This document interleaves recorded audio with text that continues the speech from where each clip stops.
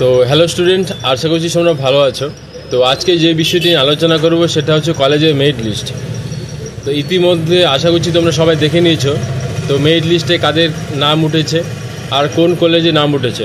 কিন্তু লিস্ট বের হওয়ার পরেও যেটা সমস্যাটা থাকে বা রয়েছে সেটা হচ্ছে, ধরো কেউ দুটো বা তিনটে কলেজে অ্যাপ্লিকেশন করেছো, তো সেক্ষেত্রে দেখা যাচ্ছে ফার্স্ট প্রেফারেন্স বা সেকেন্ড বা থার্ড বা ফোর্থ প্রেফারেন্স রয়েছে। তো সেক্ষেত্রে তোমরা যেই কলেজে ভর্তি হওয়ার জন্য ইচ্ছুক সেই কলেজে নাম না উঠে অন্য কলেজে নাম উঠেছে, ঠিক আছে। তো সেক্ষেত্রে কী করণীয়? এখন বিষয় হচ্ছে, এখন যে সেন্ট্রালাইজ পোর্টাল রয়েছে তো সেখানে দেখা যাচ্ছে যে কোনো একটি কলেজে নাম উঠেছে, বাকি কলেজে কিন্তু এখনও ওঠেনি। আগে কি ছিল, তো তোমরা দুটো তিনটে বা চারটে কলেজে অ্যাপ্লিকেশন করবে, সব কলেজে হয়তো নাম উঠতো বা একটা বা দুটোতে উঠতো, কিন্তু এখন দেখা যাচ্ছে শুধুমাত্র একটি কলেজে নাম উঠেছে, বাকি কলেজগুলোতে এখনও ওঠেনি। তার মানে কি, যেই কলেজে তোমরা ভর্তি হতে চাচ্ছ বা যেই কলেজে নাম তোমাদের উঠেছে, তো সেই কলেজে যে ডেটটা দেওয়া হয়েছে যে এই ডেটের মধ্যে ভর্তি হতে হবে, এই ডেটে যদি ভর্তি না হও তাহলে কিন্তু সেকেন্ড লিস্টে নেক্সট যে রাউন্ড হবে সেই রাউন্ডে তোমাদের অন্য কলেজে বা এই কলেজে কিন্তু আবার নাম আসতে পারে, সম্ভবত অন্য কলেজেই আসবে। কিন্তু এখন একটা বিষয় রয়েছে, যেই কলেজে এখন নাম উঠেছে তো সেখানে যদি ভর্তি না হও সেক্ষেত্রে অন্য কলেজে যে নাম উঠবেই তার কোনো কিন্তু বিষয় নেই। তো মোস্ট অফ দ্য টাইম কী হয়ে থাকে, সেকেন্ড যে রাউন্ড থাকে সেই রাউন্ডে কিন্তু অন্য কলেজে নাম ওঠার সম্ভাবনা খুব বেশি থাকে, অ্যাপ্রক্স 90% ধরে রাখতে পারো। তো আমি এর আগের ভিডিওতেও বলেছি, যারা অলরেডি কলেজে অ্যাপ্লিকেশন করেছে মেরিট লিস্টে নাম এসেছে তারা ভর্তি হতে পারবে। কিন্তু এখন বিষয়টা হচ্ছে কোন কলেজে ভর্তি হবে বা যে অ্যাপ্লিকেশন অলরেডি করেছে তার থেকে কীভাবে চুজ করবে সেই বিষয়টা। তো সঙ্গে থাকো, দেখে নিচ্ছি যে এটা কীভাবে সলভ করা যায় বা এর সলিউশনটা কী রয়েছে। তো এটা হচ্ছে সেন্ট্রালাইজ পোর্টাল, যেটাতে অলরেডি আশা করছি তোমরা ভিজিট করেছো। তো কেউ করেছো কেউ করনি সেটা আলাদা বিষয়। তো এখানে লগ ইন করার পর দেখো এখানে লগ ইনের অপশান রয়েছে। তো সেখানে লগ ইন করার পর তোমাদের কিন্তু যে লিস্টটা বা মেরিট লিস্টটা সেখানে তোমরা দেখতে পাচ্ছ এখানে একজনের মেরিট লিস্ট রয়েছে, তো তার নাম উঠেছে, ঠিক আছে।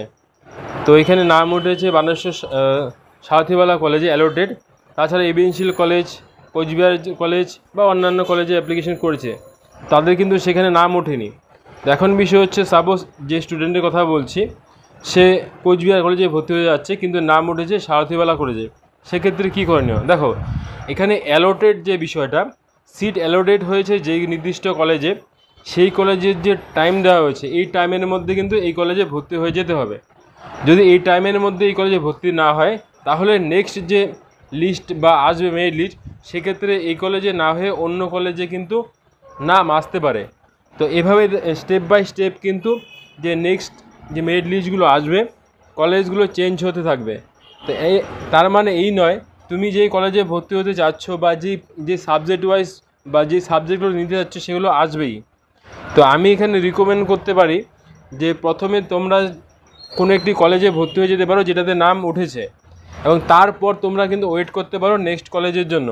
তো এখন একটা বিষয় থেকে যায়, যেই কলেজে অ্যাডমিশন নিচ্ছ তার যে পেমেন্টটা, ঠিক আছে, অন্য কলেজে যখন ভর্তি হবে সেই পেমেন্টটা রিফান্ড পাবে কি না।